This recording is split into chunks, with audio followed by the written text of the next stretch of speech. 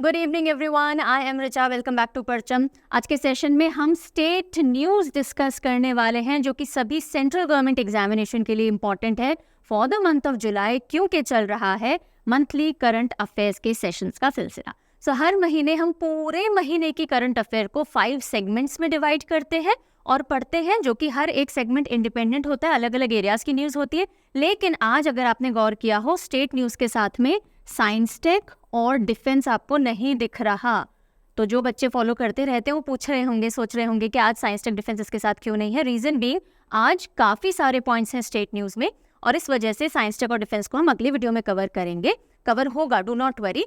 सो इस बार 5 सेगमेंट्स की बजाय हमारा जो सीए के सेशंस हैं वो 6 सेगमेंट्स में कंप्लीट होने वाले हैं। अब बैक टू बैक आती जाएंगी वीडियोस और इस वीक तक खत्म हो जाएंगी।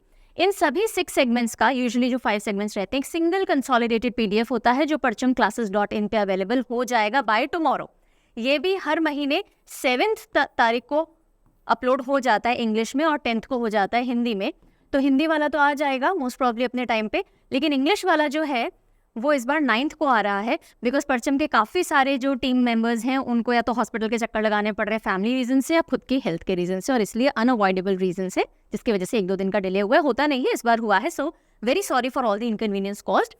चलिए, सो आज हम जो भी न्यूज़ पढ़ने वाले हैं, जो नए बच्चे उनको मैं बता दूं, ऐसा नहीं कि सिर्फ पर्टिकुलर स्टेट के अगर आप एग्जाम दे रहे हो तो ये इंपॉर्टेंट है न्यूज़, नहीं।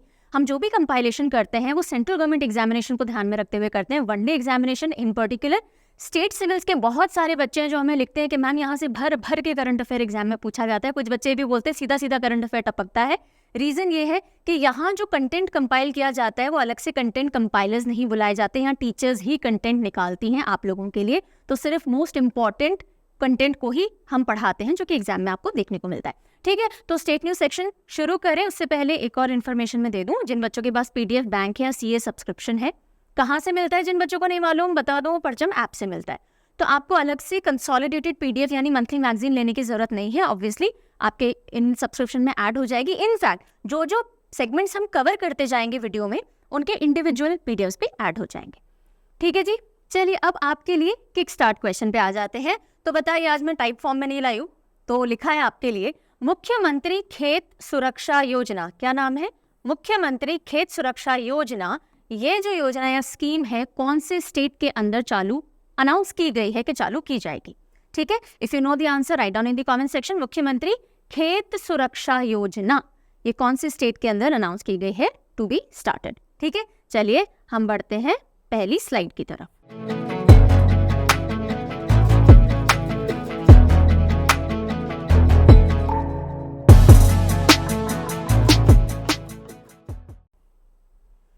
तो जब हम स्टेट न्यूज़ पढ़ेंगे तो हम बहुत ही ऑर्गेनाइज तरीके से पढ़ेंगे। हम नॉर्थ से स्टार्ट करेंगे, वेस्ट होते हुए, फिर थोड़ा सा साउथ, फिर पूरा ईस्ट नॉर्थ ईस्ट कवर करेंगे, फिर फर्दर साउथ मूव करेंगे। ठीक है, तो जितना ऑर्गेनाइज तरीके से पढ़ोगे उतनी इन्फॉर्मेशन टिकेगी दिमाग में। हर बार कहते हैं, सिंपल सा रूल है, हॉचपॉच तरीके से पढ़ोगे, मिक्स फॉर्म में पढ़ोगे, याद नहीं रहेगा। JNK launches India's first chatbot for people in mental distress, यानी कि जम्मू एंड कश्मीर ने भारत का पहला चैटबॉट लॉन्च किया है। जो लोग मानसिक रूप से अगर डिस्ट्रेस में है, स्ट्रेस में है, तो उनकी मदद के लिए इसको लॉन्च किया गया। नाम क्या है? टेलीमानस। क्या नाम है? Tele MANAS. Tele mental health assistance and networking across states, Tele MANAS. और इसको जम्मू एंड कश्मीर में लॉन्च किया गया। पूछा कैसे जाएगा कि भाई कौन सा यूनियन टेरिटरी है जिसने हाल ही में टेलीमानस नामक चैटबॉट लॉन्च किया है for people in mental distress, ऐसे पूछा जा सकता है। ठीक है, सो मोटी इन्फॉर्मेशन यही है। क्वेश्चन पूछने का तरीका कुछ भी हो सकता है। इसको जो जम्मू एंड कश्मीर के लेफ्टिनेंट गवर्नर हैं मनोज सिन्हा, उन्होंने लॉन्च किया है। और बेसिकली ये चैटबॉट क्या करेगा, आप इंस्टेंट बातचीत कर सकते हो अगर आपको डिस्टर्बिंग थॉट्स आ रहे हैं तो इस चैटबॉट से। चलिए next, Jammu and Kashmir to pioneer first cannabis medicine project, यानी कि जम्मू कश्मीर भारत की पहली कैनबिस मेडिसिन परियोजना का नेतृत्व करेगा। कैनबिस क्या होता है? गांजा, गांजा होता है। ठीक है, तो अब गांजा का मिसयूज होता है, इसको ड्रग फॉर्म में लिया जाता है, लेकिन अगर इसी को हम प्रॉपर तरीके से यूज करें तो मेडिसिनल वैल्यूज रखता है। तो इसी के चलते जो कैनबिस रिसर्च प्रोजेक्ट है वो CSIR IIM जम्मू लीड करेगा और ये देखेगा कि कैसे कैनबिस के मेडिसिनल प्रॉपर्टीज को यूज किया जा सकता है।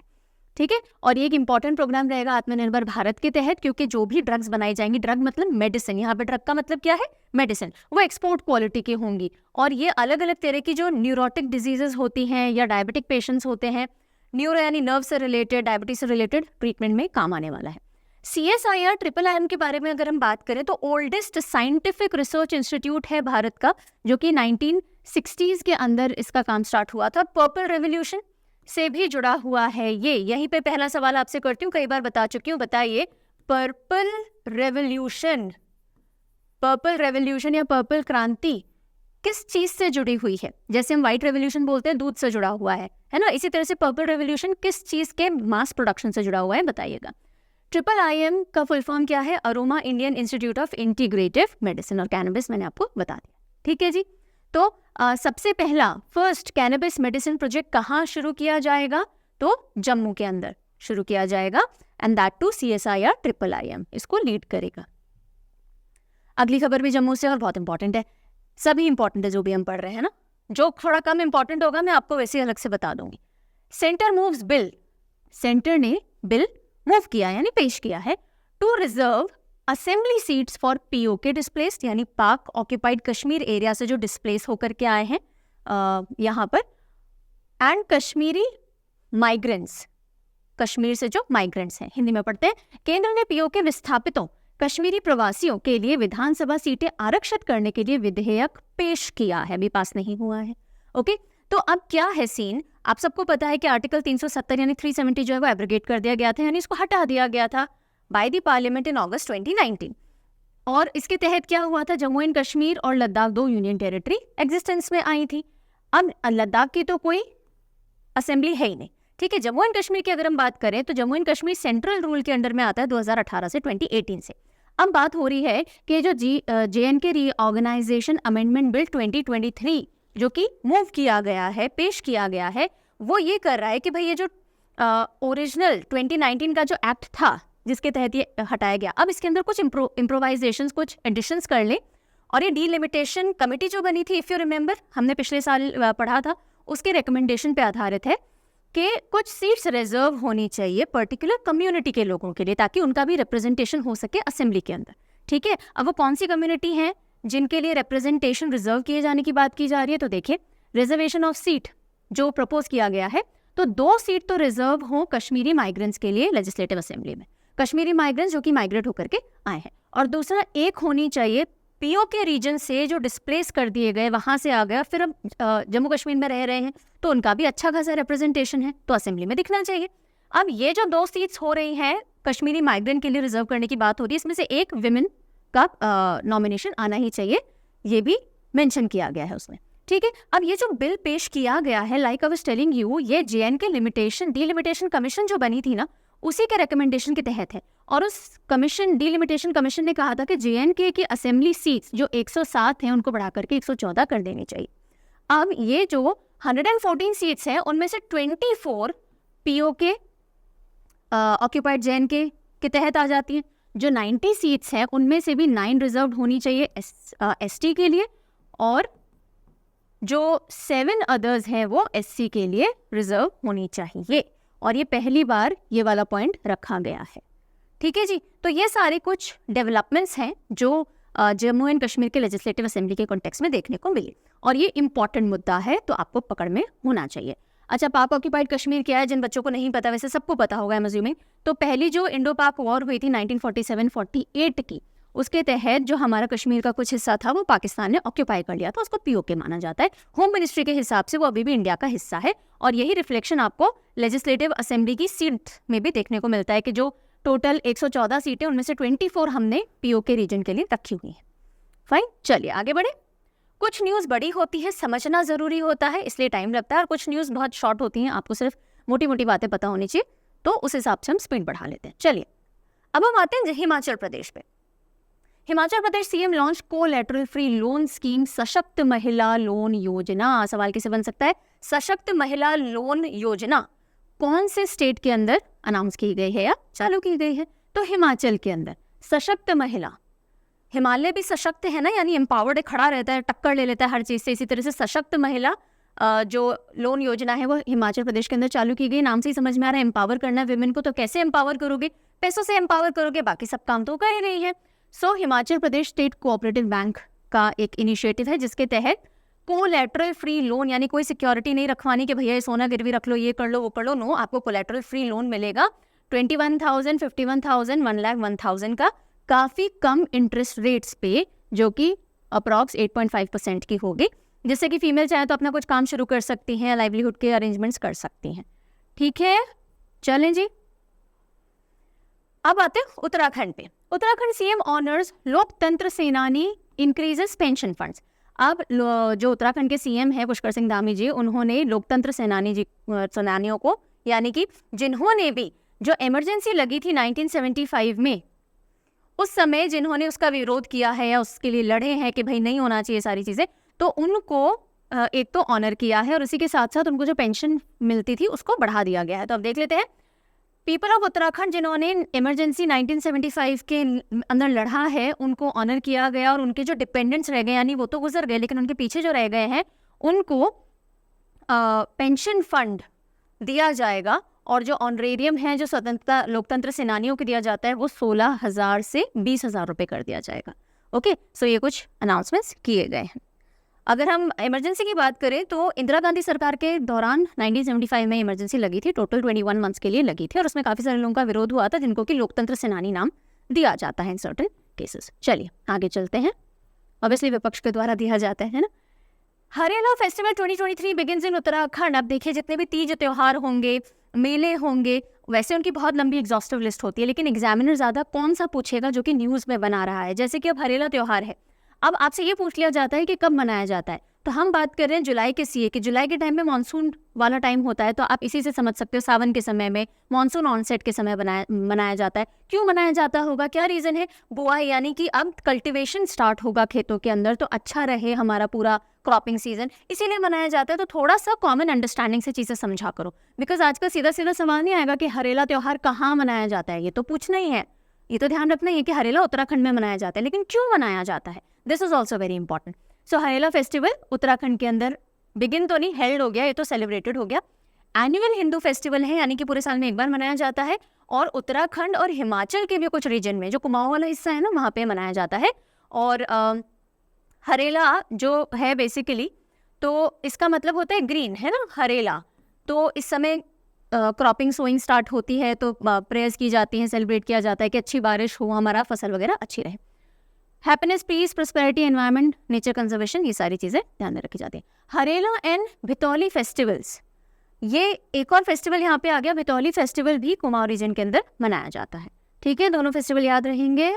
चलो, अब एक बहुत इंटरेस्टिंग फिनोमेना था जो कि देखने को मिला, कहाँ? उत्तराखंड के अंदर। सो उत्तराखंड में इस तरह के बहुत बड़े क्लाउड्स, और ऐसा लग रहा था कि बहुत बड़ा कोई साइक्लोन आ रहा है या कुछ आ रहा है, और लोगों ने इसकी क्लिप्स वगैरह बना करके ट्विटर पे डाली थी। तो ये आपको दिख रहा होगा, देखिए अगर गौर से आप देखोगे तो ये पूरा एक काइंड ऑफ जैसे हम क्या बोले इसको, एक बहुत बड़ा चंक ऑफ क्लाउड है जो कि आगे आ रहा है, और पीछे इस क्लाउड के बाद यहाँ पे ये रेन हो रही है।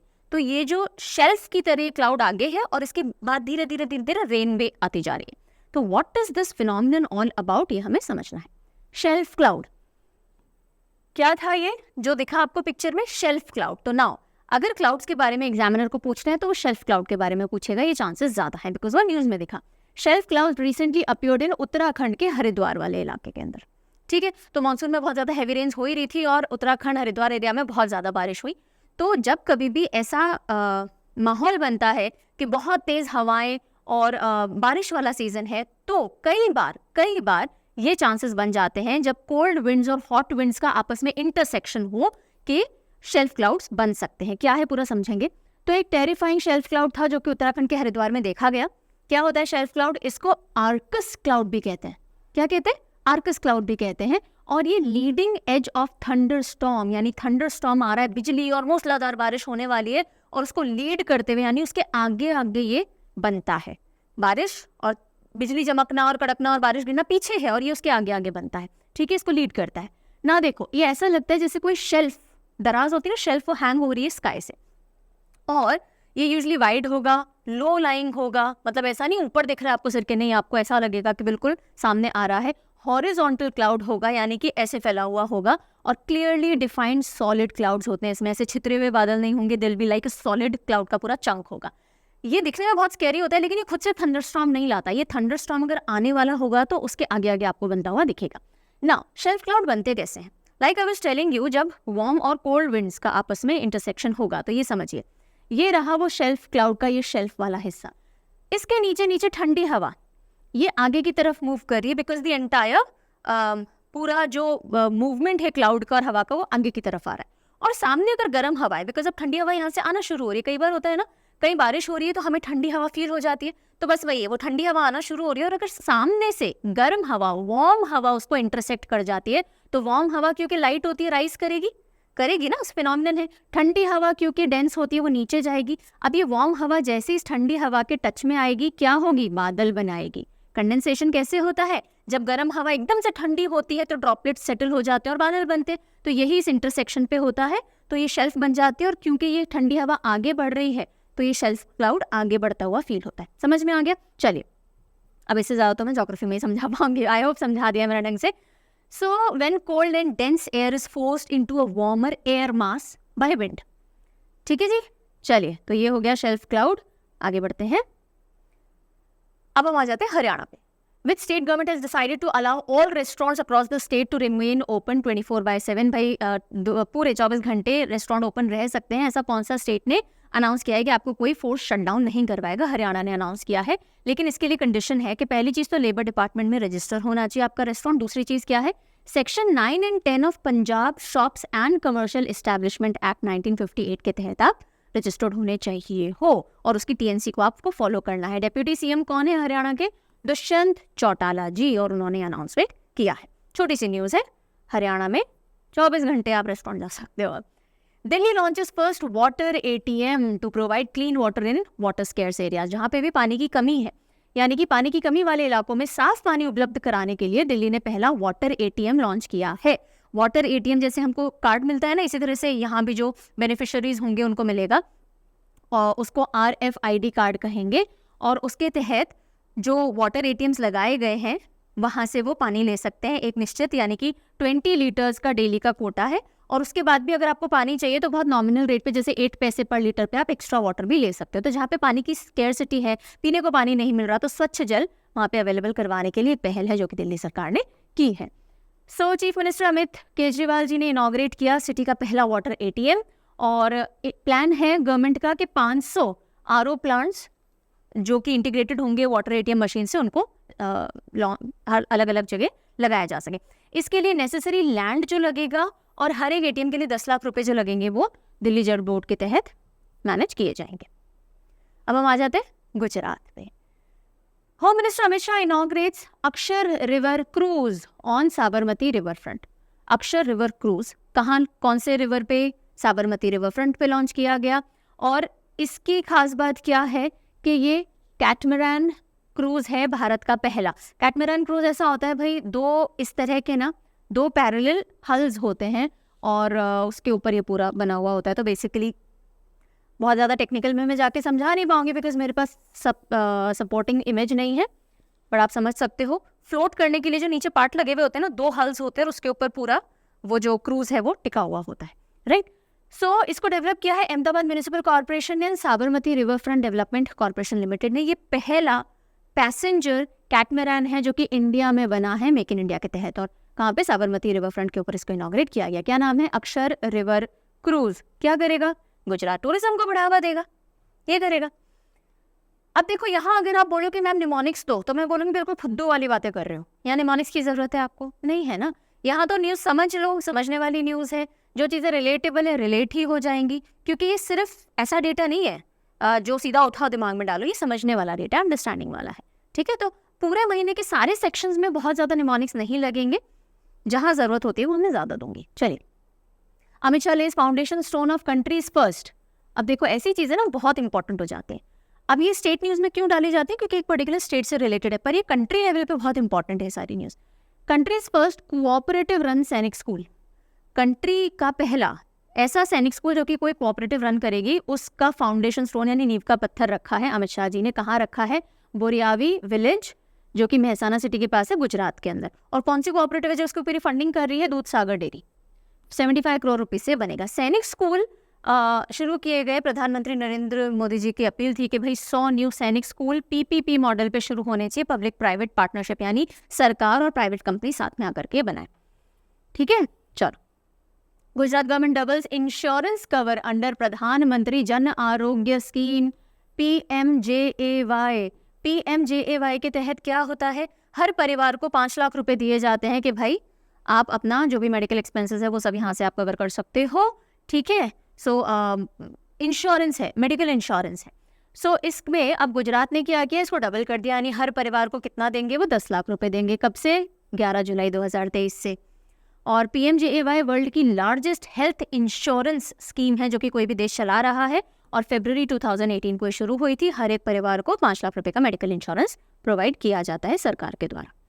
Then Gujarat CM launches Antyodaya Shramik Suraksha योजना। कौन सी योजना है? अंत्योदय श्रमिक सुरक्षा योजना। श्रमिक यानी लेबर, सुरक्षा यानी उनका प्रोटेक्शन है, अंत्योदय यानी बिल्कुल डाउन ट्रॉडन। तो अंत्योदय श्रमिक सुरक्षा योजना का पायलट पूछ लिया जाए कहाँ से हुआ या फिर लॉन्च कहाँ से हुआ? गुजरात से हुआ। सो गुजरात के जो CM है भूपेंद्र पटेल, उन्होंने लॉन्च की है ये अंत्योदय श्रमिक सुरक्षा एक्सीडेंट इंश्योरेंस स्कीम है लेबरर्स के लिए। ओके, और इसका मेन काम क्या है कि भाई अगर कंप्लीट फेटिलिटी हो जाती है, डेथ हो जाती है, तो आपको इंश्योर्ड सम मिलेगा, या फिर अगर परमानेंट डिसेबिलिटी हो जाती है तो कुछ बेनिफिट्स दिए जाएंगे। तो इसका जो पायलट था, पहले देखने के लिए कैसे वर्क करेगी, वो नांदेड़ गुजरात से शुरू किया गया। और ये लॉन्च कहाँ से की गई? खेड़ा से लॉन्च की गई है। Gujarat has become the first state in the country to introduce the pilot of this particular scheme. अब इस स्कीम में क्या है बेनिफिट्स? तो बेनिफिट डेथ पे और partial, not permanent, partial disability पे भी है और परमानेंट डिसेबिलिटी पे भी है। ठीक है, सो वर्कर की अगर डेथ हो जाती है तो 10 लाख रुपए फैमिली को मिल जाएंगे। पहली बात ये, अगर परमानेंट डिसेबिलिटी हो जाती है तो भी 10 लाख रुपए दे दिए जाएंगे।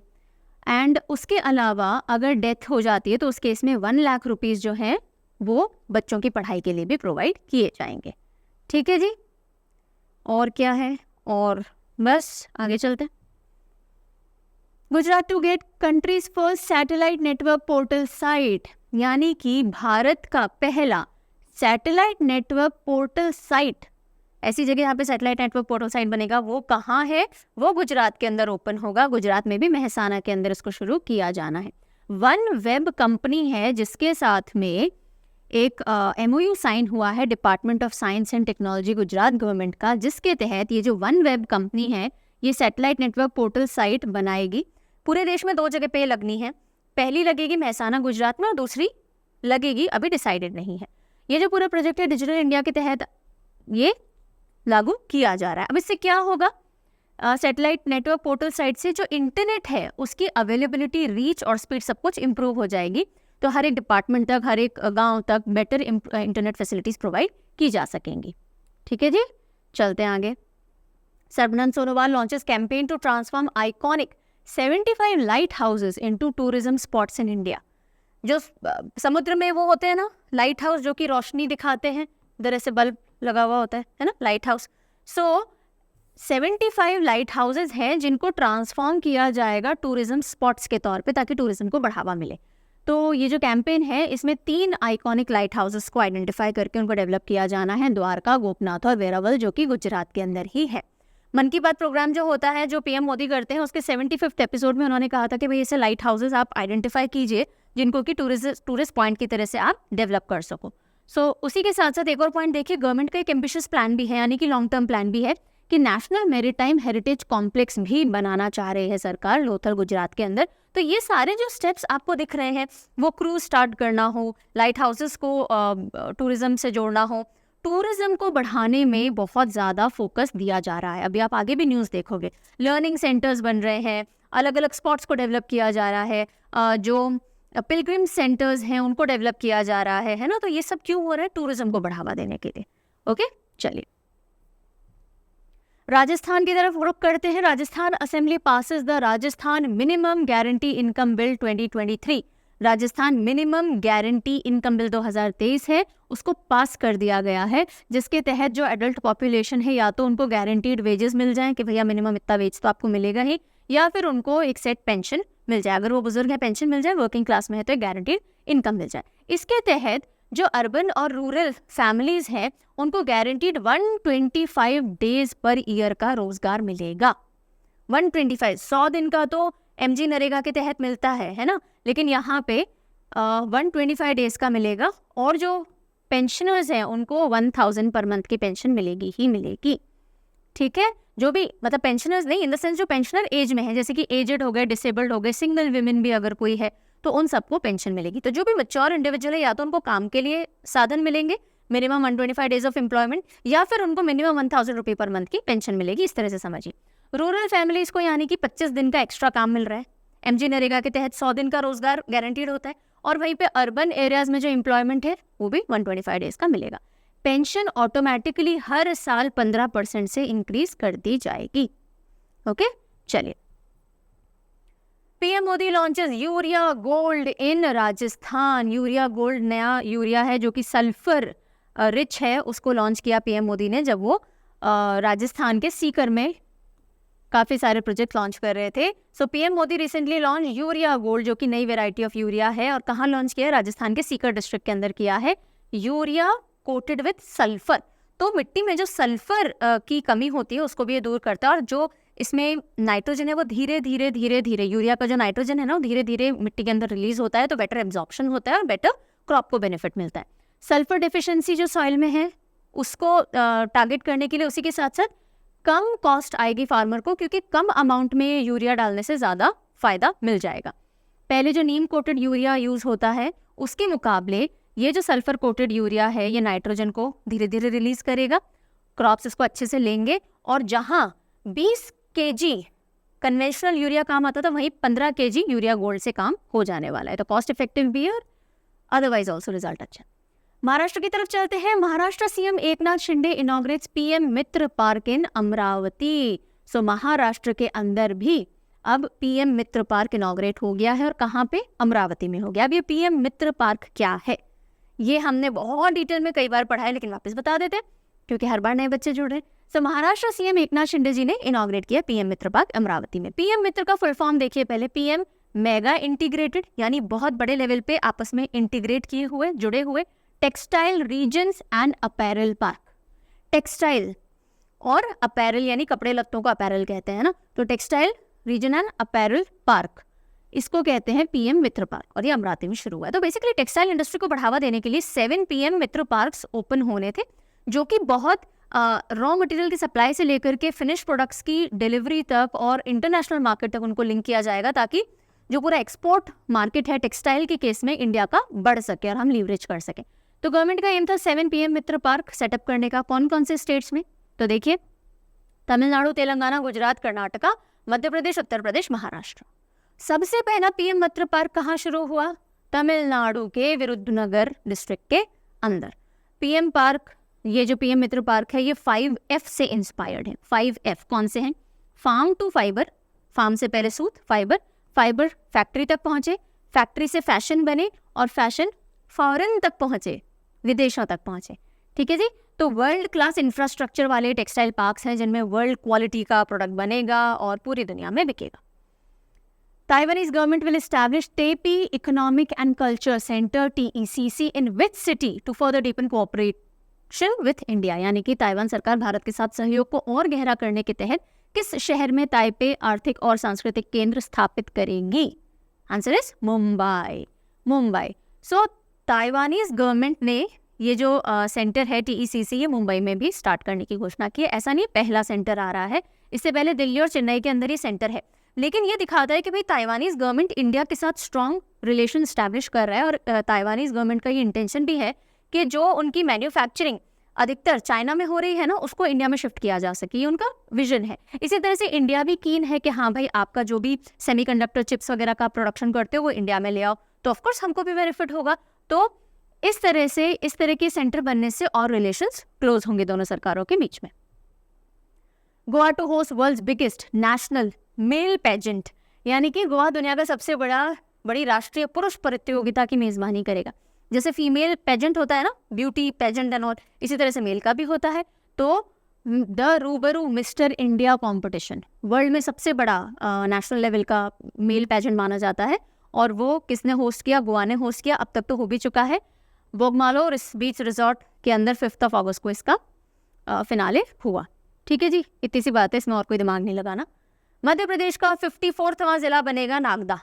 अभी बना नहीं है, बनेगा। अनाउंसमेंट हुआ है कि नागदा तहसील को नागदा जिला घोषित कर दिया गया है कि बनेगा। ठीक है, समझिएगा, जिला घोषित ऐसे नहीं हुआ कि बन गया, बनेगा। Madhya Pradesh to get Nagda at as it's 54th district. अभी मध्य प्रदेश में कितने जिले और डिस्ट्रिक्ट हैं? 52 हैं। एक और तहसील है जिसको जिला बनाने की घोषणा कर दी गई है कि बनाया जाएगा, that is Mauganj, Rewa district में आता है।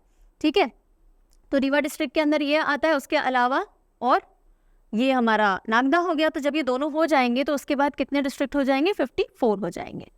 ठीक है जी, अभी जो नागदा तहसील है वो कौन से डिस्ट्रिक्ट में आता है? उज्जैन के अंदर आता है। तो नागदा कहाँ से निकलेगा? उज्जैन से निकलेगा। मऊगंज कहाँ से निकलेगा? रीवा से निकलेगा, रीवा से। और बस, अब नागदा के बारे में देख लीजिए। नागदा का जो मेंशन है वो पांडवों के कॉन्टेक्स्ट में हो रखा है। पांडवों में एक राजा रहे जन्मेजय, जो कि पांडवों के क्या बोलेंगे हम, पोते थे, ग्रैंडसन थे। और उन्होंने एक यज्ञ करवाया था जिसमें नागों का पूरा क्रिमेट किया गया था और इसलिए नागदा नाम पड़ा है, ऐसा माइथोलॉजी से जुड़ा हुआ है। इसी के साथ साथ चीफ मिनिस्टर जो हैं एमपी के, उन्होंने 2 और अनाउंसमेंट किए। पहला ये कि सीएम राइज स्कूल्स हैं वो नागदा के अंदर खचरोड और अलोट के अंदर खोले जाएंगे। उसके अलावा शिप्रा और नर्मदा नदियों का जो पानी है वो भी इस ओर रुख करेगा। गंभीर और काली सिंध रिवर्स जो है उनकी तरफ ये पानी डाइवर्ट किया जाएगा, शिप्रा और नर्मदा का। ठीक है, तो ये सारा अनाउंसमेंट एमपी के कॉन्टेक्स्ट में रहा और नागदा के कॉन्टेक्स्ट में रहा। फिर चलते e sports academy Madhya Pradesh. Bharat की पहली ई स्पोर्ट्स यानी ई गेमिंग अकेडमी, जो गेमिंग की जाती है ना, तो गेमिंग अकेडमी कहाँ खुलने जा रही है? मध्य प्रदेश में खुलने जा रही है। India's first online gaming academy launched in Madhya Pradesh, launch कर दी गई है मध्य प्रदेश के अंदर। उसका नाम क्या है? MP state e sports academy. और इसके अंदर क्या है कि भाई जो प्रोफेशनल गेमिंग करना चाहते हैं वो सीखें और इसमें अपना प्रोफेशन करियर बनाएं। 80% सीट्स जो हैं वो एमपी के ही लोगों के लिए रिजर्व की गई है, 20% बाहर के लोगों के लिए रिजर्व की गई है। और ये जो पूरी गेमिंग इंडस्ट्री इंडिया में वो बूम पर है, बढ़ रही है, 4 फोल्ड्स बढ़ चुकी है और 1100 करोड़ की इंडस्ट्री हो जाएगी 2025 तक, ऐसा एस्टिमेट है। ठीक है, चलते आगे। ये आपके किक स्टार्ट क्वेश्चन का आंसर। मुख्यमंत्री खेत सुरक्षा योजना to be implemented in Uttar प्रदेश। उत्तर प्रदेश में है कि भैया बहुत जानवर हैं, बहुत जानवर हैं जो कि खेतों को नुकसान पहुंचा देते हैं। बहुत क्यूट सी फनी सी गाय है। सो इसका ऑब्जेक्टिव है कि जो खेती है, क्रॉप से उनको प्रोटेक्ट करना, एनिमल्स से, स्ट्रे एनिमल से पर्टिकुलरली। तो एक सोलर फेंस है जो कि लगाई जाएगी जिसमें कि सिर्फ 12 वोल्ट का करंट होगा ताकि जानवर को भी नुकसान ना पहुंचे और वो अंदर आने से भी कतराए। और इसी के साथ साथ सायरन भी बज जाएंगे तो जानवर बाहर ही रहेंगे जो भी स्ट्रे एनिमल्स होते हैं। और इसके लिए या तो जो पूरी लागत आएगी ये सोलर फेंस लगाने की उसका 60% या फिर 1.43 लाख पर हेक्टेयर छोटे और मीडियम जो किसान वगैरह होते हैं उनको सब्सिडी के तौर पे सरकार प्रोवाइड करेगी। और इनिशियली जो बुंदेलखंड रीजन है यूपी का, वहाँ पे इसको इम्प्लीमेंट किया जाएगा इस स्कीम को। In which state one tap one tree campaign has been launch. अब ये कैंपेन है, ये स्कीम नहीं है, समझिएगा। कैंपेन और स्कीम में फ़र्क होता है। कैंपेन इज अभियान, स्कीम इज योजना। कैंपेन शॉर्ट टर्म होती है। तो ये कैंपेन है वन टैप वन ट्री। तो ये उत्तर प्रदेश ने शुरू की है कि जो हर घर जल स्कीम है ना, जो योजना चलती है हर घर जल यानी फ्रेश टैप वाटर हर घर में पहुंचे, तो उसी के कनेक्शन के साथ साथ हर घर में एक एक पौधा भी दिया जाएगा कि भैया पौधा भी लगाओ। ओके, तो प्लांटेशन को बढ़ावा देने के लिए jointly launch by Namami Gange programme और रूरल वाटर सप्लाई डिपार्टमेंट ने मिलकर के इस कैंपेन को चालू किया है उत्तर प्रदेश में। इंडियाज फर्स्ट एवर वैदिक पार्क। कौन सा पार्क? वैदिक पार्क। कितने वेद हैं हमारे? 4 वेद हैं। तो उनकी थीम पे बेस्ड इंडिया का पहला एक पार्क है जिसको कि स्टार्ट किया गया है। और कहाँ? नोएडा के अंदर। नोएडा के अंदर किया गया है। Inaugurated by CM of Uttar Pradesh Yogi Adityanath. और इसको वेद वन पार्क भी कहा जाता है। इसमें 4 वैदिक लिटरेचर, ऋग्वेद, अथर्ववेद, यजुर्वेद और सामवेद, इन सब से रिलेटेड लेजर शो भी होगा और वॉल पेंटिंग, स्कल्पचर, ये सारी चीजें आपको देखने को मिलेंगी। India literacy house in Lucknow to be tourist destination with a museum. Lucknow में इंडिया लिटरेसी हाउस एक संग्रहालय के साथ पर्यटन स्थल बनेगा। तो इंडिया लिटरेसी हाउस है, कहाँ है? लखनऊ के अंदर है। उसको एक टूरिस्ट डेस्टिनेशन के तौर पे डेवलप किया जाएगा, जिसमें कि एक म्यूजियम भी होगा। तो ये लिटरेसी बोर्ड, जो इंडिया लिटरेसी बोर्ड है, उन्होंने प्रपोज किया है कि हाँ जी, हमारा जो लिटरेसी हाउस है ना लखनऊ में, उसको आप डेवलप कर दीजिए as a tourist destination with museum, और यहाँ पे लिटरेसी टूरिज्म दिया जाए, जिससे कि नेशनल इंटरनेशनल विजिटर्स आएंगे। तो किस बारे में बताया जाएगा भाई? जो भी अलग अलग तरह की पिक्टोरियल बुक्स, पपेट्स, टूल्स वगैरह यूज़ करके, और जो पूरा पास्ट रहा है उसके बारे में अवगत कराया जाएगा लोगों को। एंड ये जो पूरा म्यूजियम बनेगा, इसको डिज़ाइन किसके ऊपर, किस आर्किटेक्ट का डिज़ाइन होगा? ये आर्किटेक्ट लॉरी बेकर। अब अगर हम बात करें इंडिया लिटरेसी हाउस की, जो कि लखनऊ में है, तो इसको वेल्थी हॉजिंगर फिशर ने 1956 के अंदर इस्टेब्लिश किया था। और इसका मोटो क्या है? ये बेसिकली इलिटरेसी के अगेंस्ट एक मिशन है, और इसका मोटो है, it is better to light a lamp than to curse the darkness. Very beautiful. It is better to light a lamp. भाई अंधेरे को कोसने से क्या होगा? बेटर है दिया जला लो। सो प्रॉब्लम्स को कोसने से क्या होगा? बेटर है सोल्यूशन ढूंढ लो, है ना? वेरी ब्यूटिफुल मोटो। चलिए, then which state government is introducing automated external defibrillators in all government buildings, mall etc. starting August 1st? यानी कि कौन सी राज्य सरकार 1 अगस्त से सभी सरकारी भवनों, मॉल आदि में स्वचालित बाह्य डिफिब्रिलेटर शुरू कर रही है? आंसर है उत्तर प्रदेश। एक प्रॉब्लम थी जिसका उत्तर प्रदेश ने दिया है कि भाई एकदम से कार्डियक अरेस्ट हो जाए, यानी कि हार्ट अटैक आ जाए, तो जब तक आप मदद बुलाओगे वो पहुंचेगी, तब तक इंसान कई बार गुजर जाता है। तो इसके लिए क्या करें? और सभी को सीपीआर देना भी नहीं आता। What is CPR? सीपीआर होता है कार्डियोपल्मोनरी रिसस्टिटेशन, जिसमें कि चेस्ट को प्रेस करके हार्ट को वापस से रिसस्टिकेट करने की कोशिश की जाती है कि वापस से चल जाए। तो वो भी कई बार ढंग से नहीं होता, इसलिए ऑटोमेटेड एक्सटर्नल डिफिब्रिलेटर्स होंगे जो कि आपकी बॉडी से कनेक्ट हो जाएंगे। उनका बटन बस प्रेस कर दो तो वो अपने आप हार्ट को पंप करने में हेल्प करेगा। तो ये फर्स्ट एड की तरह है कार्डियक अरेस्ट केसेस में, और हर साल अप्रॉक्सीमेटली 7 लाख डेथ्स होती हैं कार्डियक अरेस्ट से। That's a huge number. Rare Jerdon babbler spotted in Uttar Pradesh after 14 years। 14 सालों के बाद रेयर एक बर्ड स्पीशीज है जर्डन बैबलर, उसको स्पॉट किया गया है उत्तर प्रदेश में। उत्तर प्रदेश में भी दुधवा टाइगर रिजर्व में इस बर्ड को स्पॉट किया गया। देख लो पहले तो, ठीक है। तो ये जर्डन बैबलर है, रेयर और ग्लोबली एंडेंजर्ड बर्ड है ये, ठीक है। और इसको बफर जोन जो है दुधवा टाइगर रिजर्व का, वहाँ पे इसको स्पॉट किया गया 14 सालों के बाद। यूपी के अंदर ये दिखी है। वल्नरेबल कैटेगरी में आती है IUCN रेड लिस्ट की 1994 से। वैसे इसका जोग्राफिकल डिस्ट्रीब्यूशन का है, इंडिया में तो है ही, उसी के साथ साथ बांग्लादेश, म्यांमार, नेपाल, पाकिस्तान में देखी जाती है। और मोस्टली जो रिवर के आसपास लंबी लंबी घास होती है ना, वहाँ पर ये पाई जाती है। दुधवा टाइगर रिजर्व में क्योंकि दिखी है तो देख लीजिए, इंडो नेपाल बॉर्डर पे दुधवा टाइगर रिजर्व पड़ता है, और लखीमपुर खेड़ी उत्तर प्रदेश डिस्ट्रिक्ट जो है वहाँ पे एग्जिस्ट करता है।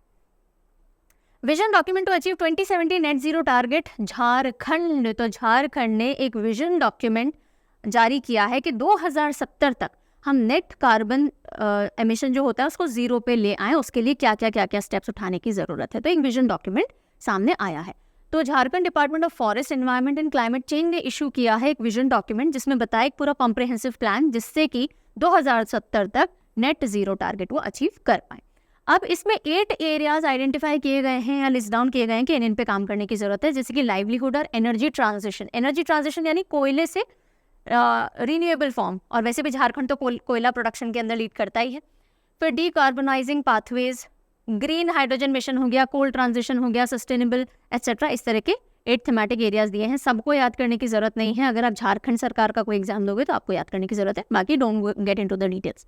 झारखंड सिग्निफिकेंट रोल प्ले करता है कोल प्रोडक्शन में, और 16% जो कोयला का उत्पादन यानी कोल प्रोडक्शन होता है वो झारखंड से आता है, one of the leading states.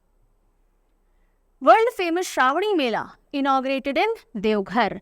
सो श्रावणी मेला कहाँ आयोजित किया जाता है? Is organised where? It is organised in Deoghar in Jharkhand. और ये बाबा बैद्यनाथ धाम टेम्पल जो है, बैद्यनाथ मंदिर भी बोलते हैं, बाबा बैद्यनाथ धाम मंदिर भी बोलते हैं, वहाँ पे ये श्रावणी मेला ऑर्गेनाइज किया जाता है।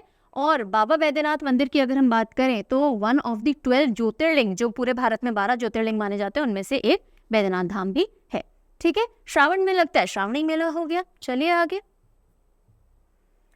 ऑल राइट, नाउ देखो ये जो न्यूज़ है इस पर ध्यान दीजिएगा। इस तरह की न्यूज़ जब भी आ जाती है ना तो पर्टिकुलरली बहुत इंटरेस्टिंग लगती है कौन से एग्जामिनर को, स्टेट और यूपीएससी वालों को, वो इसमें से कुछ भी डिटेल पूछ लेते हैं। 1 डे वालों छोड़नी नहीं है, आपके लिए भी बहुत इंपॉर्टेंट है। ओल चिकी हुल बैसी ग्रुप, कौन सा ग्रुप है? ओल चिकी हुल बैसी ग्रुप कॉल्स फॉर झारखंड बंद ओवर संथाली लैंग्वेज। तो एक ग्रुप है जिसमें नाम है ओल चिकी हुल, ओल चिकी हुल बैसी ग्रुप है। इन्होंने बोला है भैया झारखंड बंद होगा, क्यों? क्योंकि हमारा जो संथाली भाषा है उसको प्राइमरी इंपॉर्टेंस मिलनी चाहिए, और उससे रिलेटेड इनके 4 पॉइंट्स थे, उन डिमांड के चलते इन्होंने झारखंड बंद घोषित किया। तो ये न्यूज़ में आ गया ओल चिकी हुल बैसी ग्रुप। अब ये कहाँ का है, कौन से स्टेट से जुड़ा हुआ है, ये सब आपको पता होना चाहिए, ठीक है।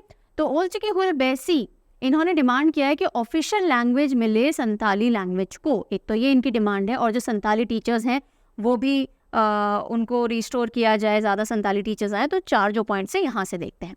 ओल चिकी हुल बैसी ग्रुप ने डिमांड किया है 4 पॉइंट एजेंडा, ताकि संथाली कम्युनिटी जो है वो उठे। और संथाली कम्युनिटी कहाँ से स्ट्रांगली एसोसिएटेड है? झारखंड से एसोसिएटेड है। ऑफिशियल लैंग्वेज स्टेटस मिले संथाली लैंग्वेज को। जो 22 शेड्यूल्ड लैंग्वेजेस है उसमें संथाली को जगह मिली हुई है, और झारखंड और वेस्ट बंगाल के अंदर ही ऑफिशियल लैंग्वेज भी है। लेकिन ओवरऑल जैसे हम बात करें कंट्री लेवल पे, तो ये डिमांड करें कि भैया इसको ऑफिशियल लैंग्वेज घोषित किया जाए। संथाली अकेडमी बनाई जाए अलग से। जो संथाली लैंग्वेज है उसके अंदर प्रिंटिंग और reading of Santhali language book ओल चिकी स्क्रिप्ट के अंदर, अब देखो संथाली में भी ओल चिकी स्क्रिप्ट है एक, उसको प्राइमरी इंपॉर्टेंस देने के लिए बात की गई कि उसको भी बढ़ावा दिया जाना चाहिए, और संथाली टीचर्स जो उनको भी रिस्टोर करो, स्कूल्स में उनको लगाया जाना चाहिए। तो इन्होंने झारखंड सरकार को के लिए उन पे आरोप लगाया कि भैया आप हमारी बात नहीं सुन रहे, इस चक्कर में हम बंद कर देंगे झारखंड को। ओके, अब अगली न्यूज़ के अंदर ओल चिकी स्क्रिप्ट और हुल दिवस के बारे में हमको जानना है। क्यों? क्योंकि हुल दिवस जो कि 30 जून यानी 30 जून को पड़ता है, उस दिन पीएम मोदी ने अपनी शुभकामनाएं दी, और उसी के साथ साथ उन्होंने वो शुभकामनाएं ओल चिकी स्क्रिप्ट में भी लिखी। ओल चिकी स्क्रिप्ट एक लिखने की शैली या स्क्रिप्ट है, कौन सी लैंग्वेज की? संथाली भाषा की। तो prime minister of India used Ol Chiki script of Santhali language, salute करने के लिए उन ट्राइबल रेवोल्यूशनरीज को जिन्होंने 1857 से पहले भी एक ऑर्गेनाइज रिवोल्ट चालू किया था ब्रिटिशर्स के अगेंस्ट, और उस दिन को हुल दिवस मनाया जाता है 30 जून, ठीक है। तो ओल चिकी स्क्रिप्ट के बारे में देख लेते हैं। 1925 के अंदर शुरू की गई रघुनाथ मुर्मू जी द्वारा। तो इनका सरोकार कहाँ से है? ओडिशा से है। ये मयूरभंज स्टेट के राइटर और टीचर थे, जो कि आज की अगर हम बात करें तो ओडिशा में पड़ता है, ठीक है। और ये स्क्रिप्ट मतलब संथाली भाषा को लिखने का एक तरीका है। तो ये मुंडा लैंग्वेज है, संथाली मुंडा लैंग्वेज है, और संथाली को ही लिखने का एक तरीका है ओल चिकी स्क्रिप्ट। सो ओल चिकी इज ऑल्सो नोन एज ओल सिमेट, ओल चिकी, ओल और संथाली अल्फाबेट, और इसको संथाली कल्चर को प्रमोट करने के लिए बनाया गया था। इसकी जो स्क्रिप्ट है पहले 1939 के अंदर पब्लिसाइज की गई थी। अब देखिए, आ जाते हैं, जो मुर्मू जी थे उन्होंने 150 करीब किताबें संथाली भाषा की ओल चिकी स्क्रिप्ट में लिखी, ताकि इसको पॉपुलराइज किया जा सके। और संथाली भाषा मेनली झारखंड और वेस्ट बंगाल में बोली जाती है, यूज की जाती है। अपार्ट फ्रॉम दैट बांग्लादेश का जो नॉर्थ वेस्टर्न पार्ट हो गया, नेपाल, भूटान के जो ईस्टर्न हिस्से हो गए, वहाँ पे भी बोली जाती है। अब हम बात करते हैं हुल दिवस की, क्योंकि हुल दिवस पे शुभकामनाएं दी गई थी। तो हुल दिवस एक तरह से रेवोल्यूशन है जो कि 1855 में शुरू हुआ, 2 साल पहले, जो हम अपराइजिंग बोलते हैं उससे भी 2 साल पहले। और एक ऑर्गेनाइज वॉर था कॉलोनियलिज्म के अगेंस्ट, लीड किया था इसको संथाल्स ने, है ना।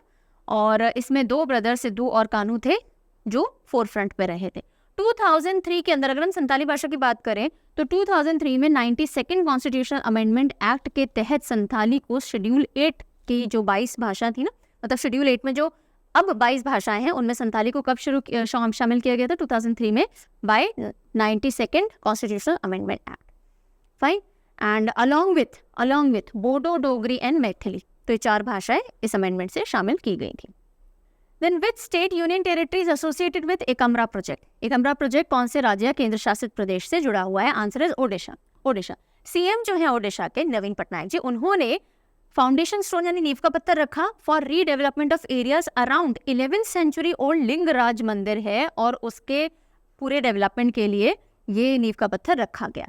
2019 में एकमरा जो एक्शन प्लान है उसको लॉन्च किया गया था। क्या फुल फॉर्म है इसका? देखो, एकमरा क्षेत्र amenities and monuments revival action. अब ये जो एकमरा क्षेत्र है इसको पहले भुवनेश्वर भी कहा जाता था, उसका एंशिएंट नेम है। तो नवीन पटनायक गवर्नमेंट ने प्लान किया है कि इस पूरे एरिया को 80 एकड़ का पूरा ये डेवलपमेंट करना है, इस पूरे एरिया का रिवाइवल हो सके, ताकि एंशिएंट श्राइन है, लॉर्ड शिव जी को डिवोटेड है ये।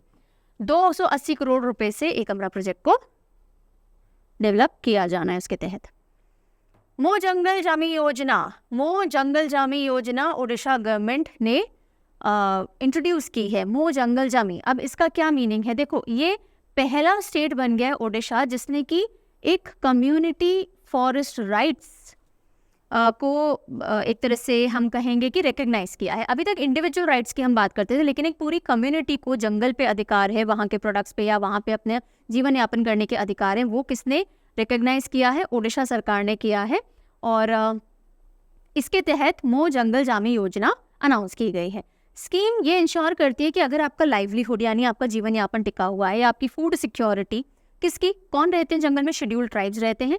तो अगर आप रह रहे हो वहाँ पे, तो आपको उस एरिया के लैंड और फॉरेस्ट रिसोर्सेज को एक्सेस करने की ओनरशिप दी जाए, यानी कि आप उस जंगल का हिस्सा हो और आप वहाँ रहोगे, आप उस पर जिस तरह से डिपेंडेंट हो उस तरह से कंटिन्यू करोगे, उसका एंटाइटलमेंट दिया गया।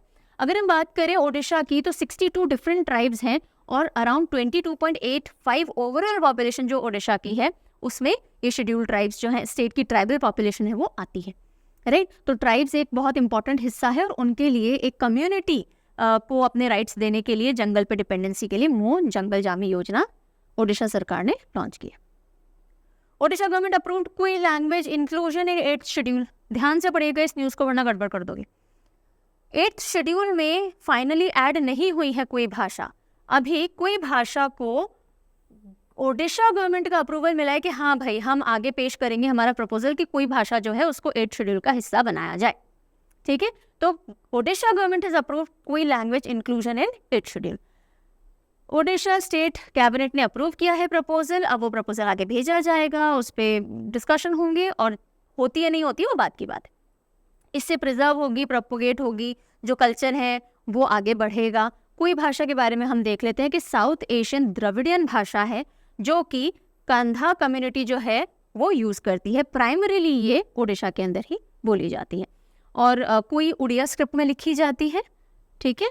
आगे चलते हैं, अब 8th शेड्यूल की बात करते हैं। देखिए, 8th शेड्यूल के अंदर आज की तारीख में टोटल 22 भाषाएं हैं। जब 8th शेड्यूल पहले आया था उसमें 14 भाषा थी। भाषा उसमें इंक्लूड की जाती है कि एक तो हो जाता है भाई शेड्यूल लैंग्वेज घोषित हो जाती है, यानी कि रिकग्नाइज्ड भाषा है, एक इम्पॉर्टेंट भाषा है, काफ़ी सारे लोग बोलते हैं, कुछ एक पर्टिकुलर रीजन में काफ़ी सारे लोग बोलते हैं।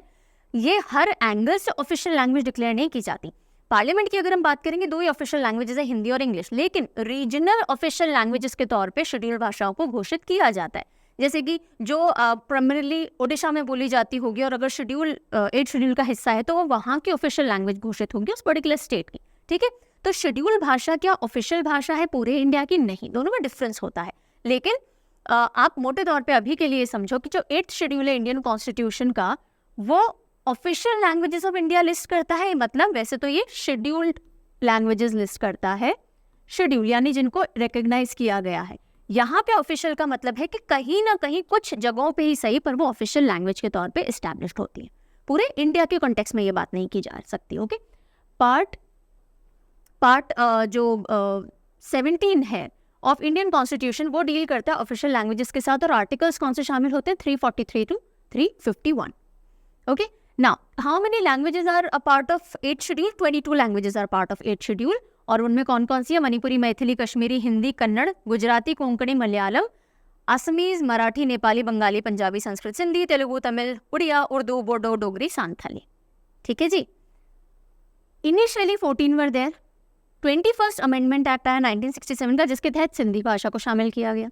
71st अमेंडमेंट आया 1992 में, जिसके तहत कोंकणी, मणिपुरी, नेपाली को शामिल किया गया। नहीं, 3 भाषाओं को। ये पूछा जाता है कौन से अमेंडमेंट से कितनी भाषाएं ऐड हुई। 92nd अमेंडमेंट आया, फोर्समेंट 2004 में आया ये, ठीक है। 92nd अमेंडमेंट एक्ट 2003 का है, लेकिन इफेक्ट में कब आया? 2004 में आया, जिसके तहत 4 भाषा, बोडो, डोगरी, मैथिली और सांथाली को शेड्यूल का हिस्सा बनाया गया, 8th शेड्यूल का। करंटली अच्छा, इसी के साथ साथ शेड्यूल भाषाओं के साथ साथ क्लासिकल स्टेटस भी मिला हुआ है कुछ भाषाओं को। और ऐसी कितनी भाषाएं? 6 लैंग्वेजेस हैं, तमिल, संस्कृत, कन्नड़, तेलुगु, मलयालम, उड़िया। ये क्लासिकल लैंग्वेजेस हैं, ठीक है। और ये भी 8th शेड्यूल के अंदर कॉन्स्टिट्यूशन में लिस्टेड है। आगे चलते हैं। And Odia based news station Odia TV has unveiled India's first regional AI news anchor. Regional यानी किसी एक पर्टिकुलर रीजन में जो न्यूज़ एंकरिंग करते हैं आर्टिफिशियल इंटेलिजेंस के थ्रू, एक एंकर हैं जिनको लॉन्च किया गया। नाम क्या है उनका पूछा जा रहा है, लीसा। ये लीसा दिखने में अच्छी है, लेकिन जब वो हम वीडियो प्ले किया बोला तो बहुत अलग सा, आपको AI में अभी इतना मज़ा नहीं आएगा न्यूज़ एंकर्स में, है ना। चलिए, पहला इंडिया का पहला रीजनल AI न्यूज़ एंकर का नाम है लीसा और उड़िया टीवी ने उसको लॉन्च किया। किसी बात है, इसमें ज़्यादा कुछ ध्यान नहीं रखना है हम। CM नवीन पटनायक लॉन्चेस आमा पोखरी टू रिजुविनेट वाटर बॉडीज। आमा यानी हमारे, पोखरे यानी वाटर बॉडीज। तो वाटर बॉडीज को रिजुविनेट करने के लिए आमा पोखरी जो एक प्रोग्राम है वो कहाँ चालू किया गया, इनिशिएटिव है कहाँ चालू किया गया, ओडिशा के अंदर किया गया। Around 2000 large water bodies, 115 urban local bodies के अंदर जो है उनको रिजुविनेट किया जाएगा। इतना ध्यान रखो, काफ़ी सारी लार्ज वाटर बॉडीज को रिजुविनेट करने के लिए ये है। 120 करोड़ रुपए इसके लिए इन्वेस्ट किए जाने हैं। ओडिशा कैबिनेट अप्रूव्स मिशन शक्ति स्कूटर योजना। मिशन शक्ति स्कूटर योजना, अब देखिए इसके तहत क्या होगा, जिसने भी अगर लोन्स वोन्स ले रखे हैं तो 1 लाख रुपए तक के जो इंटरेस्ट है उस लोन पे उसको हटा दिया जाएगा, ताकि वो 1 लाख रुपए आप स्कूटर लेने में लगा सकें। Okay, so interest subvention on bank loans up to 1 lakh, ताकि बेनिफिशियरी स्कूटर परचेज कर सके। और इसके लिए अगले 5 साल में 528.55 करोड़ रुपीज अनाउंस किए गए हैं। CM Baghel launch new rural housing scheme Gramin Awas न्याय योजना। ग्रामीण आवास न्याय योजना कौन से स्टेट ने लॉन्च की है? छत्तीसगढ़ ने की है साहब। किसने की है? छत्तीसगढ़। कहीं नहीं लिखा क्या हमने, ये रहा, छत्तीसगढ़ ने की है। ये जो ग्रामीण आवास न्याय योजना, अब देखो जो प्रधानमंत्री रूरल हाउसिंग, प्रधानमंत्री आवास योजना जो होती है ना, जिसके तहत कम जो भी लोअर सेगमेंट होता है उनको हाउसिंग प्रोवाइड की जाती है, तो उसमें बहुत सारे लोगों को बेनिफिट मिल ही नहीं पाता बिकॉज वो एलिजिबिलिटी क्राइटेरिया पूरे नहीं कर पा रहे होते हैं। तो उनके लिए लड़ने के लिए, उनको एलिजिबिलिटी अप्रूव करवाने के लिए एक और स्कीम लॉन्च की गई है। जिनको दिक्कतें आएंगी उनको हेल्प की जाएगी, उसके लिए ग्रामीण आवास न्याय योजना चालू की है स्टेट ने। कौन सा स्टेट है? छत्तीसगढ़ है। कहीं ना कहीं तो लिखा होगा, यहाँ नहीं आ रहा है। CM बघेल, भूपेश बघेल कहाँ के हैं? यहीं के हैं। एम्स टू हेल्प फैमिलीज जो कि चैलेंज फेस कर रहे हैं हाउसिंग अप्रूवल में, क्योंकि क्राइटेरिया मीट नहीं कर पा रहे हैं प्रधानमंत्री आवास योजना का। प्रधानमंत्री रूरल हाउसिंग जो है वो किस पे बेस्ड है? Socio economic survey 2011 socio economic survey पे बेस्ड है। तो बहुत सारे जो केसेस हैं वो इस सर्वे में आज की तारीख में फिट नहीं बैठते, ठीक है, और इसलिए उनके लिए एक और स्कीम चालू की गई। अब हम आ जाते हैं कि ये सोशो इकोनॉमिक कास्ट सेंसस जो हुआ था 2011 में, उसकी कुछ फाइंडिंग, उसके से रिलेटेड कुछ हाइलाइट्स पे। तो SECC 2011 जो था वो पहला कास्ट बेस्ड सेंसस था, हमेशा में पहला नहीं, आफ्टर 1931 सेंसस ऑफ इंडिया, ठीक है, पहली बात ये। उसके बाद ये पहला ऐसा सेंसस था जिसमें बहुत रूरल और अर्बन हाउस होल्ड को शामिल किया गया था। पहला ऐसा सेंसस था जो कि पेपरलेस था, ठीक है। तो ये कुछ इंपॉर्टेंट बातें इसमें हैं। चलिए आगे। In which state did PM Modi inaugurate wild life friendly highway projects? Wild life friendly highway projects यानी कि उनमें वाइल्ड लाइफ को कॉरिडोर्स वगैरह दिए गए हैं ताकि जानवर जा सके और मुठभेड़ ना हो, एक्सीडेंट्स वगैरह ना हो। तो छत्तीसगढ़ के अंदर देखो, जब भी स्टेट न्यूज़ याद करते हो ना तो मैप थोड़ा दिमाग पे चला लिया करो, बहुत ईजी हो जाती हैं चीज़ें याद करना। छत्तीसगढ़ दिखता है मैप पे, झारखंड, ओडिशा, छत्तीसगढ़, ये सब दिखता है, ठीक है। तो छत्तीसगढ़ से जोड़ लीजिए। 36 एनिमल्स, हर 2 मिनट में 36 एनिमल जाते थे, तो कॉरिडोर बना दिया गया। इस तरह से आप ध्यान रख सकते हो। तो प्रोजेक्ट जो है वो Udanti wild life sanctuary area से भी जाएगा। प्रोजेक्ट तो समझ में आ गया ना, PM ने इनॉग्रेट किया है 3 नेशनल हाईवे प्रोजेक्ट्स, जिसमें कि 6 lane greenfield Raipur Visakhapatnam corridor भी होगा। और इन प्रोजेक्ट्स की मेन बात क्या है? 2.8 किलोमीटर लॉन्ग एक टनल, जिसमें कि 27 पासेस हैं मंकीज के जाने के लिए, एनिमल्स के जाने के लिए पासेस और कॉरिडोर्स वगैरह बनाए गए हैं। तो ये जो है ये Udanti wild life sanctuary area से भी ये प्रोजेक्ट्स गुजरेंगे, ठीक है। अब एक और ट्राइब है जो कि न्यूज़ में रही, गुट्टी कोया ट्राइब। कौन सी ट्राइब? गुट्टी कोया ट्राइब। अब इस ट्राइब का क्या है भाई? इस ट्राइब में एक खास बात है कि अगर इनकी कम्युनिटी के 3 इंपॉर्टेंट पोजीशन वाले लोग, जैसे कि जो इनके फिजिशियन है यानी डॉक्टर, प्रीस्ट है और जो विलेज प्रमुख होता है, अगर उनकी डेथ हो जाती है तो वो इनकी याद में स्टोन टूम्स खड़े करते हैं, यानी स्टोन इरेक्ट करते हैं। तो ये न्यूज़ में रहा और इसलिए हमको गुट्टी कोया ट्राइब के बारे में पढ़ना है। गुट्टी कोया ट्राइब जो है वो स्टोन मेमोरियल्स बनाते हैं अगर इन 3 प्रमुख लोगों की डेथ हो जाती है। और ये रेड कॉरिडोर में रहते हैं, मतलब बनाते हैं बेसिकली आंध्र प्रदेश और छत्तीसगढ़ बॉर्डर पे, नक्सली वाला थोड़ा डिस्टर्ब एरिया जो होता है, ठीक है। और ये अपने कस्टम्स वगैरह रखते हैं। अब ये गुट्टी कोया ट्राइब जो है वो कहाँ पे प्रमुख तौर से देखने को मिलती है, तो ये Telangana, then Andhra Pradesh and Chhattisgarh and Orissa, ये 4 डिस्ट्रिक्ट हैं जहाँ पे कॉन्सेंट्रेटेड है। ये कोया भाषा बोलते हैं जो कि अगेन एक द्रविडियन भाषा है। देन ये podu form of shifting cultivation follow करते हैं। काफ़ी सारी ट्राइबल जो पॉपुलेशन है ना शिफ्टिंग कल्टिवेशन करती है, उसमें से एक टाइप है पोडू जो कि कोया, गुट्टी कोया ट्राइब प्रैक्टिस करती है, ठीक है जी। Which state government has launch Jaganna Amma Vodi योजना। जगन्ना अम्मा वोडी योजना कौन से स्टेट ने शुरू किया? नाम से समझ में आता है कोई तो साउथ इंडियन स्टेट है, पर कौन सा है? तो आंसर इज आंध्र प्रदेश। आंध्र प्रदेश। अम्मा अंधा प्यार करती है, ऐसे करके आंध्र प्रदेश याद कर लीजिएगा। इसके अंदर क्या है, ये ऐसा नहीं कि नई लॉन्च हुई है, ये 4th टाइम लॉन्च हुई है, यानी 4थे साल में एंटर हो रही है। मदर्स जो है ना उनको हर साल 15,000 रुपये दिए जाते हैं अगर वो अपने बच्चों को पढ़ाने भेजती हैं। यूजुअली क्या होता है कि जो फैमिलीज बहुत ज़्यादा वेल्दी नहीं होती, मतलब सस्टेन भी नहीं कर पा रही होती हैं, तो बच्चों को ही काम पे जाना पड़ता है सपोर्ट करने के लिए। तो ऐसे में मदर्स को एक रिस्पॉन्सिबल फिगर माना गया है कि नहीं, आप एनकरेज करो बच्चा पढ़ने जाए और बदले में आपको 15,000 का फाइनेंशियल एड दिया जाएगा, ताकि बच्चा जब पढ़ रहा है तो आपके घर का खर्चा मैनेज किया जा सके, ठीक है जी। तो ये 4th ईयर है जब इसको आगे बढ़ाया गया है। इसको लॉन्च 9 जनवरी 2020 में किया गया था। PM inaugurates साई हीरा ग्लोबल कन्वेंशन सेंटर इन पुट्टपर्थी, आंध्र प्रदेश। तो साई हीरा ग्लोबल कन्वेंशन सेंटर कहाँ पे शुरू किया गया? आंध्र प्रदेश में शुरू किया गया है। किसको डेडिकेटेड है? किसके नाम पे? श्री सत्य साई बाबा जी के नाम पे ये डेडिकेटेड है, जो कि पुट्टपर्थी में ही उनका जन्म हुआ था। इस सेंटर में क्या होगा?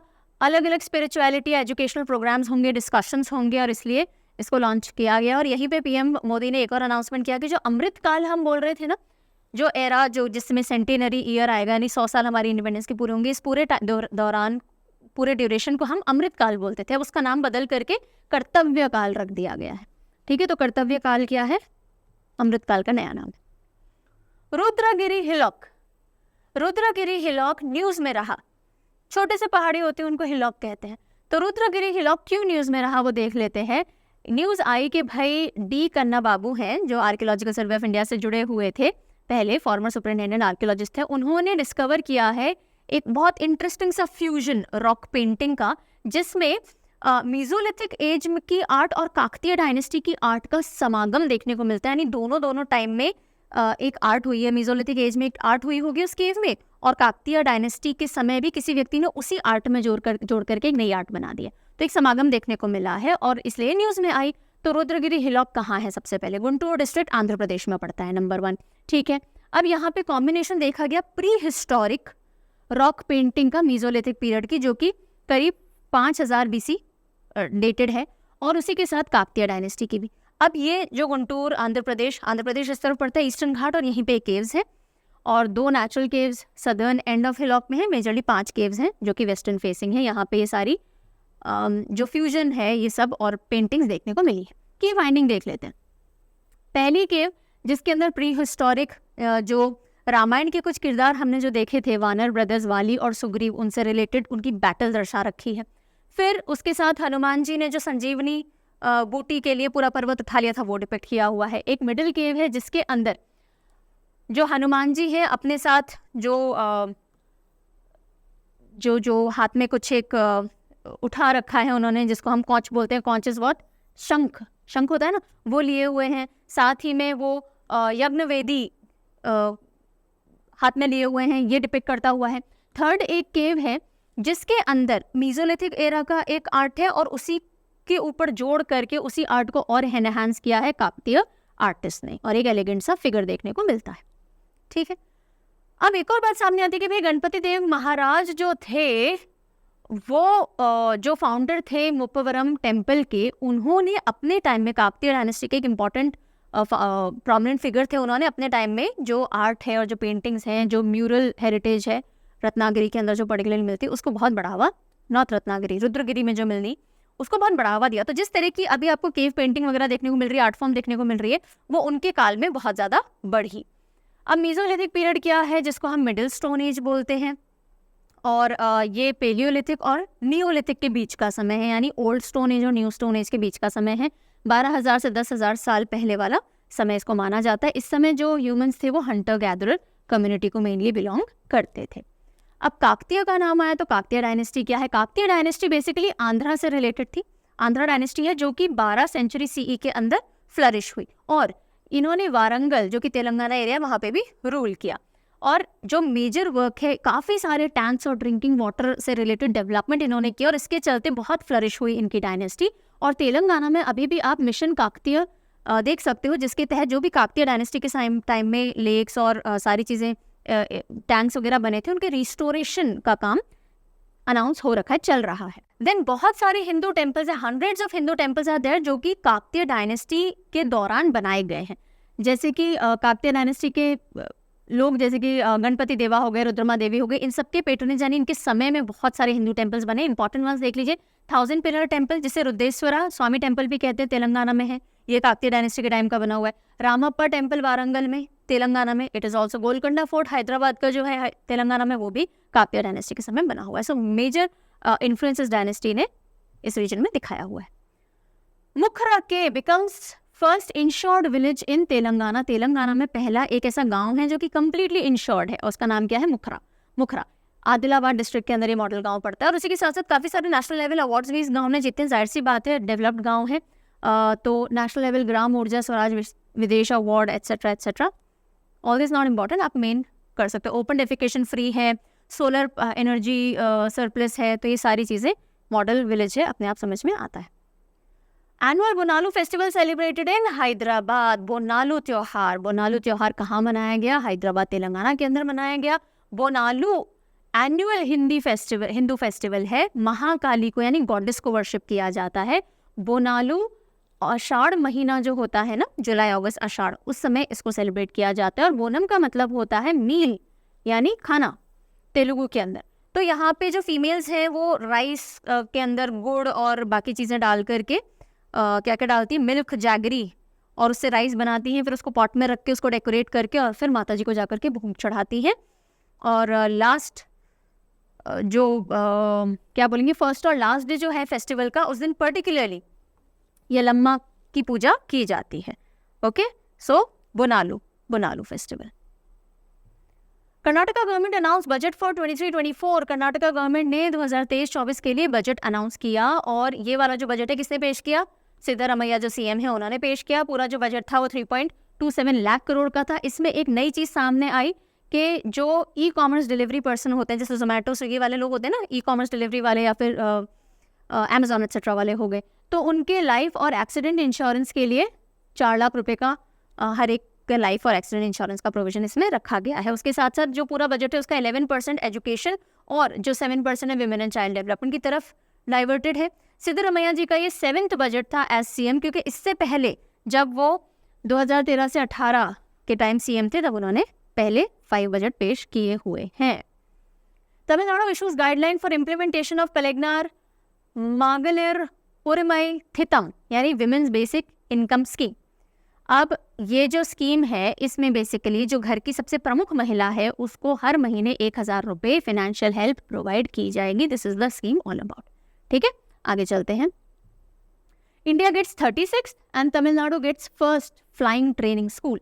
भारत को अपना 36वां और तमिलनाडु को अपना पहला फ्लाइंग ट्रेनिंग स्कूल यानी उड़ान प्रशिक्षण स्कूल मिला है कि EKVI एयर ट्रेनिंग ऑर्गेनाइजेशन को डेवलप किया जाना है सलेम एयरपोर्ट तमिलनाडु में, और इसको DGCA का अप्रूवल मिल गया है कि हाँ भाई आप एयर ट्रेनिंग ऑर्गेनाइजेशन की तरह इस्टेब्लिश हो गए और यहाँ पे आप फ्लाइंग सीखेंगे लोग।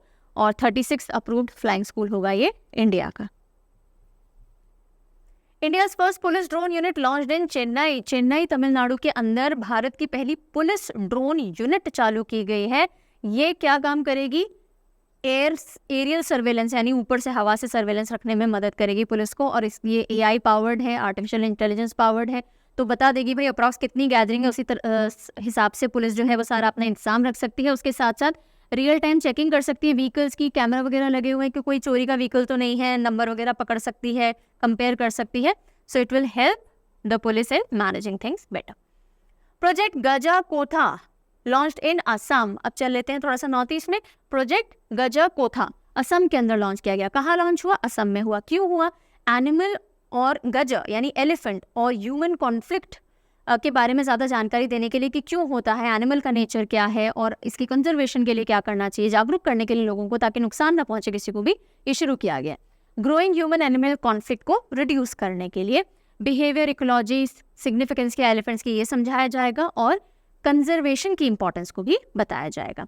ठीक है, अब यही बात आती है इंडिया में एलिफेंट से रिलेटेड डेटा की। न्यूज़ तो छोटी सी है पर स्टैटिक पोर्शन इंपॉर्टेंट हो जाता है। तो इंडिया में 27,000 एशियन एलिफेंट्स हैं। एशियन एलिफेंट की भी 3 सब स्पीशीज होती हैं, इंडियन एलिफेंट, एशियन, सुमात्रन और श्रीलंकन। अगर हम बात करें सेंसस 2017 की, एलिफेंट सेंसस कितने साल में होता है पूछो, चलो बताओ। टाइगर सेंसस हर 4 साल में होता है, एलिफेंट सेंसस कितने ईयर में होता है? कौन सा सेंसस? एलिफेंट सेंसस, बताइएगा मुझे जल्दी से। ठीक है, तो एलिफेंट सेंसस 2017 की बात करें तो Karnataka has highest number of elephants followed by Assam and Kerala. कितने एलिफेंट रिजर्व्स हैं इंडिया में? 33 एलिफेंट रिजर्व्स हैं। 2022 में लेटेस्ट एडिशन हुआ था 3 एलिफेंट रिजर्व्स का, लेमरू छत्तीसगढ़ के अंदर, अगस्तमलई तमिलनाडु में और तराई उत्तर प्रदेश के अंदर, और ये इंपॉर्टेंट हो जाता है। ठीक है जी, नोटिफाई हुए थे 2022 के अंदर। अच्छा, IUCN के हिसाब से एंडेंजर्ड है जो एलिफेंट है और शेड्यूल 1 के अंदर इसको शामिल किया गया है। जो भी न्यूज़ डिस्कशन मांगती है, एक्सप्लेनेशन मांगती है, वो हमने कवर कर लिया। 2-3 स्लाइड्स आपको मिलेंगी शॉर्ट न्यूज़ की, 1 लाइनर्स हैं जो आपको सीधे सीधे देखने हैं। Jharkhand first women police station inaugurated in Kargil, not Jharkhand, Ladakh. Jharkhand क्यों चला दिमाग में? लद्दाख का पहला वुमेन पुलिस स्टेशन कारगिल के अंदर इनॉग्रेट किया गया। अमेजॉन इंडिया अपना पहला फ्लोटिंग स्टोर ओपन करेगा, कहाँ? डल लेक में फ्लोटिंग स्टोर वहीं होगा। Jammu and Kashmir government increases retirement age for university professor 62 से 65 करने के लिए, ताकि जो भी नॉलेजेबल लोग हैं उनकी और सर्विसेज यूज़ की जा सके। JNK ने मोबाइल दोस्त ऐप लॉन्च की है to provide access to all government services directly. Mobile Dost app, ताकि गवर्नमेंट की सारी सर्विसेज मिल सके एक ही जगह। स्टार्टअप 20 शिखर समिट हरियाणा के गुरुग्राम के अंदर कंडक्ट किया गया। अगर सवाल आएगा सीधा सीधा आएगा, sorry. 7th edition of India mobile congress IMC co-hosted by Department of Telecommunication and Cellular Operators Association of India अक्टूबर के अंदर होगा दिल्ली के अंदर। ठीक है, तो इंडिया मोबाइल कांग्रेस का 7th एडिशन कहाँ होगा? न्यू दिल्ली में, अक्टूबर के अंदर। उत्तर प्रदेश गवर्नमेंट ने रिटायरमेंट एज बढ़ाई है गवर्नमेंट डॉक्टर्स की 62 से 65 because of shortage of doctors. Uttar Pradesh government is also approved 800 megawatt ultra super critical thermal power project in Sonbhadra district in partnership with NTPC. Gujarat will host 69th edition of Filmfare Awards in 2024. 2024 में जो Filmfare award होंगे ना, 69th addition, वो कहाँ होंगे? गुजरात में होंगे। Gujarat tourism को भी बढ़ावा मिलेगा। DPIIT यानी कि department of promotion of industry and internal trade और गुजरात गवर्नमेंट ने हाथ मिलाया है 1 डिस्ट्रिक्ट 1 प्रोडक्ट की एक वॉल बनाने के लिए। ठीक है, 1 डिस्ट्रिक्ट 1 प्रोडक्ट, हर एक डिस्ट्रिक्ट का एक ऐसा प्रोडक्ट होता है जो कि इंटरनेशनल लेवल तक ले जाया जा सकता है उसको डेवलप करके। तो उसके तहत एक वॉल बनाई गई है गरवी गुजरात भवन के अंदर, उसको प्रमोट करने के लिए कि गुजरात में कौन कौन से डिस्ट्रिक्ट में कौन से product. And this the last slide. Numaligarh refinery in Assam upgraded to schedule A category. अब इससे क्या होगा? बहुत सारी फाइनेंशियल ऑटोनॉमी होगी, एक्सपेंशन की अपॉर्चुनिटीज बढ़ेगी। तो नुमालीगढ़ रिफाइनरी कहाँ है? ये बन जाता है असम के अंदर। फिनेंस मिनिस्टर ने इनॉग्रेट किया है GST भवन अगरतला त्रिपुरा के अंदर। तो यहाँ पे अब चीज़ें थोड़ी ईजी हो जाएंगी। ये इंपॉर्टेंट है, थोड़ा देखिएगा आर्ट एंड कल्चर के एंगल से। The local grazier of Tawang region near Bumla pass Arunachal Pradesh celebrated Chachin grazing festival. Chachin grazing festival कहाँ मनाया गया? अरुणाचल में मनाया गया, तवांग रीजन, बुमला पास। तो बुमला पास कहाँ है? अरुणाचल से रिलेटेड हो गया। ठीक है, इस तरह से छोटी छोटी इन्फॉर्मेशन जोड़ते जाइए। Amit Shah laid foundation stone of 108 feet tall statue of lord Shri Ram कहाँ? कुरनूल आंध्र प्रदेश में। कुरनूल आंध्र प्रदेश में 108 फीट ऊंची श्री राम जी की मूर्ति का अनावरण या फाउंडेशन, नॉट अनावरण सॉरी, फाउंडेशन स्टोन रखा अमित शाह ने। Tamil Nadu regained the top spot in electronic export in India followed by Karnataka and UP. Electronics के एक्सपोर्ट की बात करें तो टॉप पे कौन सा स्टेट रहा? तमिलनाडु रहा, कर्नाटका यूपी सेकेंड और थर्ड पे आए ना। ये सारी हो गई शॉर्ट न्यूज़। अब आपसे मुझे पूछना है साइनिंग ऑफ क्वेश्चन, लेकिन उससे पहले कई बच्चों का ये डाउट रहता है कि मैम करंट अफेयर कैसे प्रिपेयर करें। वीडियो तो हम देख लेते हैं, उसके बाद हम क्या करें? सारे नोट्स हाथ से लिखें? बहुत टाइम कंज्यूमिंग होगा। लिखना चाहे लिख सकते हैं, लेकिन बेस्ट तरीका है अगर आपको डिटेल में प्रिपरेशन करनी है, प्रॉपर प्रिपरेशन के मैम एग्जाम में सारे मार्क्स सीए के हम निकाल सके, तो उसके लिए एक तो monthly CA magazine, monthly CA consolidated PDF जो परचमक्लासेस.in से मिलेगा। उसके अलावा अगर अभी तक फॉलो ही नहीं कर रहे हो तो पिछले 6 महीने जनवरी टू जुलाई मंथली अलग अलग लेने की बजाय आप 6 मंथ मैगजीन पे जाओ। ये 6 महीने का प्रॉपर कंपाइलेशन आपको कैटेगरी वाइज मिल जाएगा, तो ये ज़्यादा अपडेटेड हो जाएगा। अब जो आगे के महीने हैं जुलाई अगस्त, अब जो आएंगे वो आप मंथली से पढ़ते जाओ, और बहुत पुराना मंथली लेने की जरूरत नहीं, 6 मंथली पे भी मूव कर सकते हो। जिनको डिटेल में नहीं पढ़ने के, नहीं मैम इतना पढ़ने की श्रद्धा नहीं है या टाइम नहीं है या हमें पता है हमें इतनी ज़रूरत नहीं है, फॉर एग्जाम्पल आपको लगता है सीए पे मुझे बहुत मास्टरी नहीं करनी, तो आप ये 2 डॉक्यूमेंट पे जा सकते हो। सीए रफ्तार पूरा हेडलाइनर है 6 महीने का, और सवाल जो कि MCQ कंपाइलेशन है क्वार्टरली, हर 3 महीने में आ जाती है ये बुकलेट। ये सब कुछ आपको परचम ऐप पे मिल जाएगा। कभी भी किसी भी चीज़ को लेकर डाउट होता है, क्वेरी होती है, parchamclasses06@gmail.com पे लिख दिया करो, टीम विल सपोर्ट यू। जाते जाते जल्दी से चलो इस क्वेश्चन का आंसर करो। अगले वीडियो में मिलेंगे जिसमें हम साइंस टेक और डिफेंस डिस्कस करेंगे, ठीक है। Name the largest commercial communication satellite ever built and launch to space, यानी कि अब तक निर्मित और अंतरिक्ष में प्रक्षेपित किए गए सबसे बड़े वाणिज्यिक संचार उपग्रह का नाम बताइए। जुपिटर 3, वर्जिन गैलेक्टिक, स्पुतनिक 1 या मर्केरियन 421, इनमें से कौन सा है ये आंसर?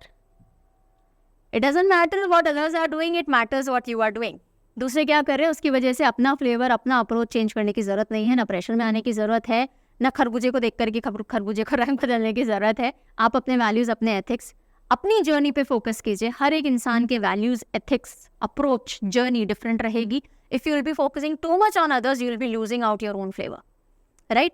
सो देखो दुनिया क्या कर रही है, लेकिन उनको कॉपी करने पे मत लग जाओ, उनसे सीखो जो सीखना है, लेकिन वापस आ जाओ अपने जोन में और अपनी जर्नी पे, अपने आप पे फोकस करो। बाह्यमुखी बनोगे तो अंतर्मुखी बिल्कुल छूट जाओगे, है ना। बाहर देखना ज़रूरी है, क्यों? क्योंकि हम देखते हैं कौन अच्छा कर रहा है, किससे क्या सीखने की ज़रूरत है, हमारा स्कोप ब्रॉडन होता है, हमारे सोचने का तरीका और ज़्यादा खुलता है। लेकिन वापस लौट आओ, अपनी वैल्यूज़ पे स्टिक रहो, अपनी जर्नी पे बहुत इंपॉर्टेंट है, क्योंकि कई बार हम दूसरों को देख करके इतना इधर उधर भटक जाते हैं कि हमें क्या करना है, हम क्या चाहते हैं, हमारा ऑब्जेक्टिव क्या है, हम अल्टीमेटली लाइफ से क्या चाह रहे हैं, ये सब कुछ डिस्टॉर्ट हो जाता है जब हम टू मच फोकस्ड हो जाते हैं on what others are doing.